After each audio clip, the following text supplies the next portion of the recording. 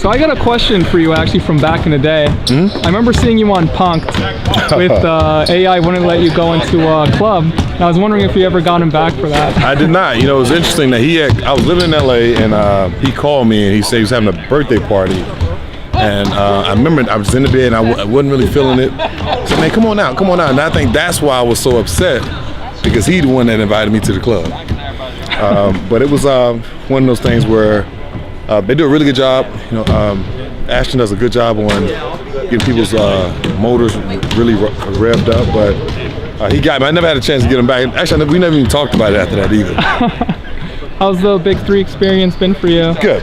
It's good. I think everybody's really starting to see the vision of what Cube and Jeff thought about. You know, I think it's a genius idea.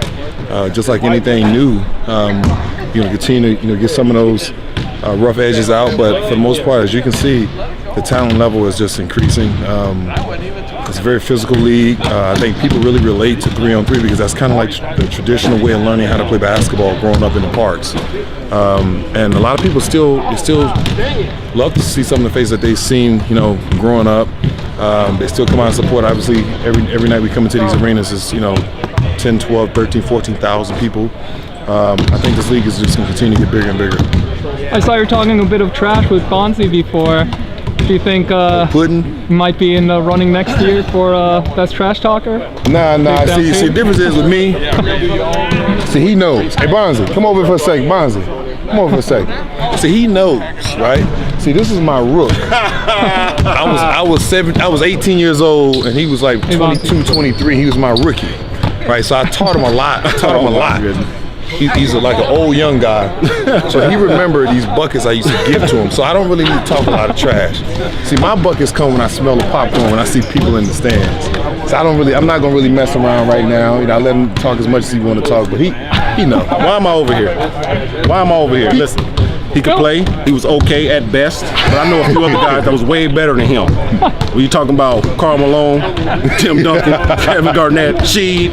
Hey, listen. Now, I'm not gonna lie. My partner could play. He wasn't better than me though. I actually have a question for you and Bonzi if he comes back.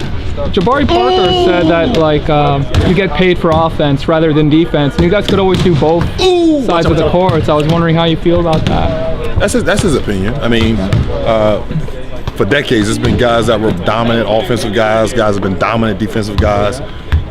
It's not that many guys that are two-way guys that can do that at a high clip. So I don't really have a problem with him saying that.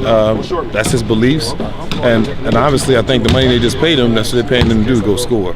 But I think it's overstated a little bit because you do understand him that you got to play defense. Yeah. Now, is he a lockdown defender? Probably not. But he plays some defense. What did it mean to you back in the day to go from Portland's bench and become the franchise player? I mean, it wasn't overnight, but it was practically overnight.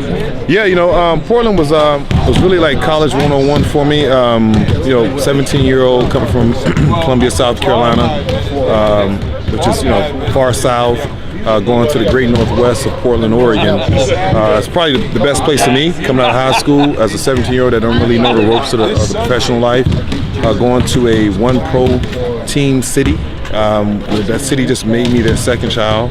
The organization was very, very prepared for a teenager to come from high school to the pros. And I was able to learn a lot through that process. And everybody's situation is a little bit different when they get drafted, wherever they get drafted.